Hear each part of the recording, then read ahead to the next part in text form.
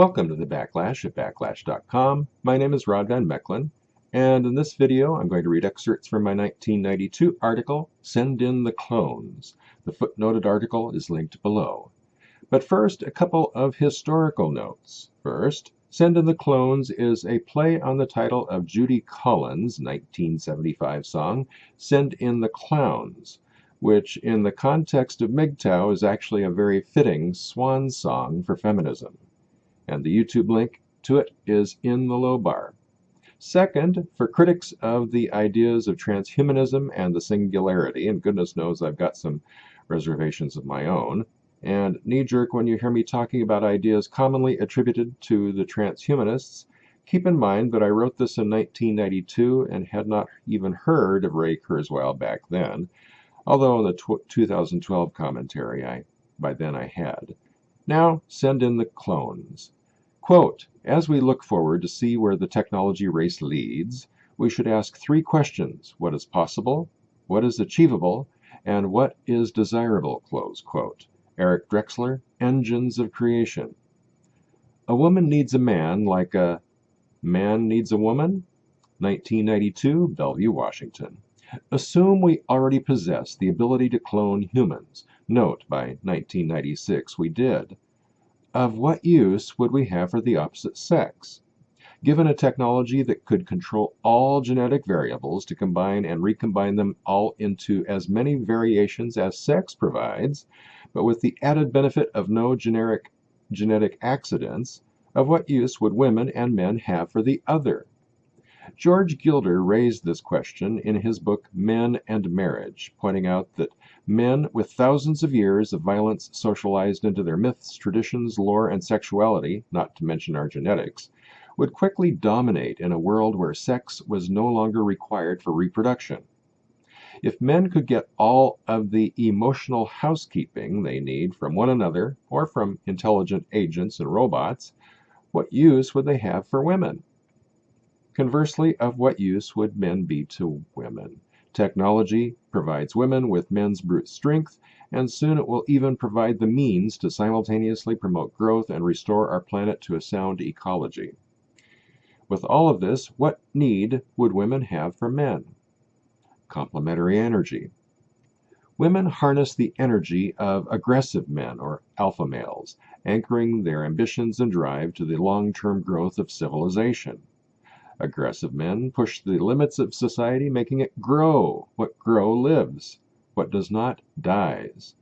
But random growth, uncontrolled and savage, creates a cancerous wilderness in which civilization cannot survive. This is why women also value stable men, or beta males, men less energetic but more enduring than their aggressive brothers. The stable men provide the fluid power that sustains the status quo, the foundation from which the rebels and iconoclasts work to open new frontiers and create growth. Hence, without the opposite sex, a dynamic civilization would not be possible. Historians place women at the center of civilization. Men in the first human tribes were carrion scavengers, and women were gatherers and growers. The energy that allowed men to compete with ancient predators also made them human dynamos, the raw energy that vitalizes humanity and makes civilization possible. But, like the dynamo, without something to transform that energy into work, it's useless. Transformers and generators. In the equation of human existence, women are the transformers. They give meaning to men's existence, purpose to their lives, and channel the energy generated by men into the conduits that sustain and create civilization. Without women, a community of men might be glorious, but about as short-lived as a fireworks display. Conversely, without men, women might still live in stone-aged harmony with nature. The virile desire to explore, to create, to push against the limits of the present is an energy that both builds and destroys. Unleashed like a bomb, it radiates destructively in all directions, but anchored, focused on the task of optimizing survival and growth, it becomes the driving force of civilization.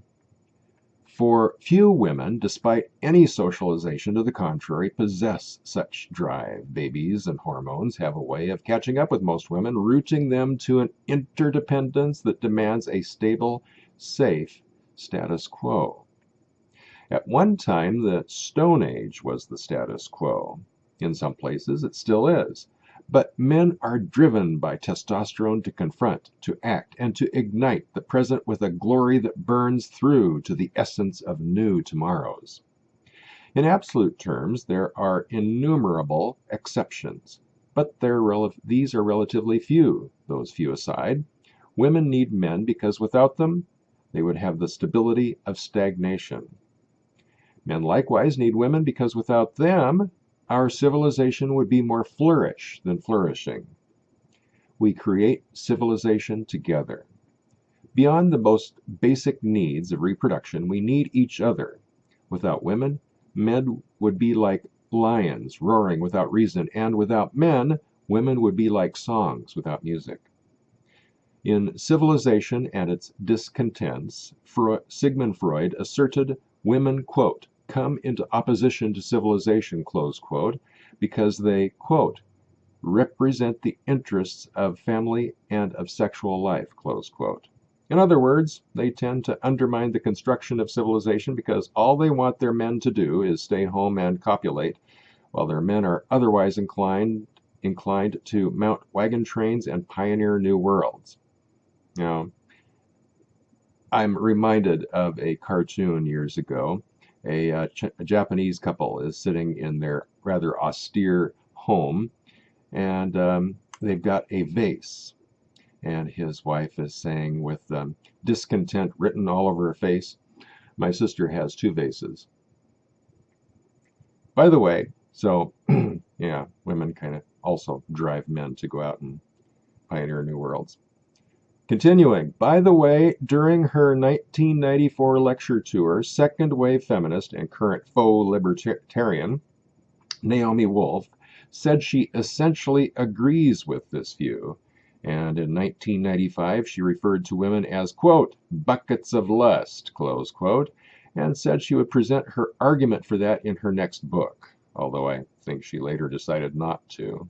She probably figured out that how we, back then, the anti-feminists, the MRAs, would have used that.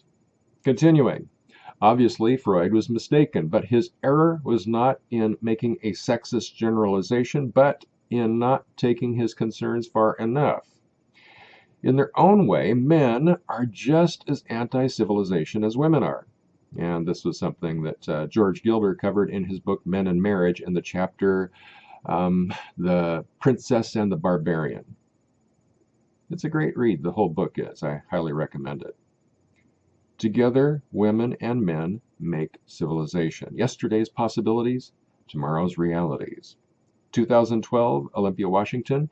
Nanotechnology is now a major industry, but this is only the beginning. Stem cells are now being made out of our own tissues. Regenerative medicine will soon make headlines with new organs that are grown from our own cells. Some pundits go out on a limb to suggest the first humans to live to be 200 have already been born. I think they're being too pessimistic. The first humans to live to be 1,000 have already been born, in my opinion. These and many other considerable advances make the question of why women and men need one another more relevant than ever. 2015, Olympia, Washington. As I said in my Feminists Cannot Hope to Subjugate Men's Power Forever video, I think separatism is a bad idea. I wish he'd stop doing that. My upstairs neighbor, he keeps clomping around and opening and closing his balcony door, and it's almost 100 degrees outside. I don't know why he'd want to do that. Anyway, continuing. Separatism is what feminists call separating the world of women from the world of men, and there are references to feminist writings in which they talk of killing off most men and putting the few remaining onto reservations to act as sperm donors. Whether it's the separatists' world of feminist fantasy or a society in which the vast majority of us men have gone MGTOW, the result, in my opinion, would be the dystopia I described above. But I think we're going to have to go through it anyway. 24 years ago, I started the Backlash zine, and then 20 years ago, I started the Backlash website with the primary goal of preventing this. Despite that I and everybody else involved with me made our goals clear, at every step feminists opposed us. While Susan Faludi's book, Backlash, roused feminists into a frenzy of protest, the protest was not against Faludi, whom they praised, but against her imaginary backlash and against men. But when we spoke of the backlash and how we hoped to prevent it, their frenzy was directed against us. They reviled us, threatened us, got me fired from my job, and pilloried us in the press. Martin Armstrong of Armstrong Economics says nothing big changes until there is pain. Feminists have the power right now because, as I and others pointed out so many years ago, and as more are now claiming to have discovered today, and are trying to run out in front of the parade to slap their own label on it, women in general, and feminists in particular, hold the power today because we let them. By power, I mean political power, and by we, I mean men. Violence is not our solution, as B.J. O'Rourke once quipped, quote, "They've got us surrounded. We have no choice but to drink our way out," close quote. No, violence simply will not work. MGTOW is the answer, in my opinion. And as Turd, Flinging Monkey outlined in his Magic of Male Scarcity video, as more and more men go MGTOW, whether by conscious choice or merely because they are led by their own rational self-interest to use technology to replace women in their personal lives, the perceived scarcity of men will increase until eventually a cultural shift occurs in which feminism as a cultural phenomenon will burn down into a few scattered embers smoldering in the hearts of the most hate-filled of the misandrous remnants.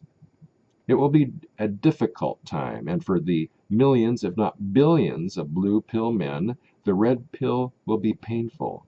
But out of that pain will come necessary change. Will that change be patriarchal in nature? For most, almost certainly. Despite the degradations that second and third wave feminists have wreaked upon Western civilization, most people still gravitate toward traditionally patriarchal institutions and relationships. If these endure even today, briefly for many, lifetime for some, then they will almost certainly dominate following the eventual fall of the feminist hate movement. Afterward, today I listened to Fidelbogen's latest video in which he proclaimed that feminism is on the run. Hooray! Compared to most of you, Fidelbogen is one of the elders of the opposition to feminism, but to me, he's a Johnny-come-lately, and it shows in his naive pronouncement. I've seen this several times. Feminists have a bad year, or even a few, and guys like Fidelbogen celebrate the impending doom of feminism. Take it from me, don't count on it. Rather than celebrate, accelerate. Or, as Aaron Clarey might put it, attack the hill. And his Why You Must Attack Hills video is linked below, along with a whole bunch of others. That's all for now. Check out the other videos, subscribe to the channel. For the Backlash at Backlash.com, my name is Rod Van Mechelen.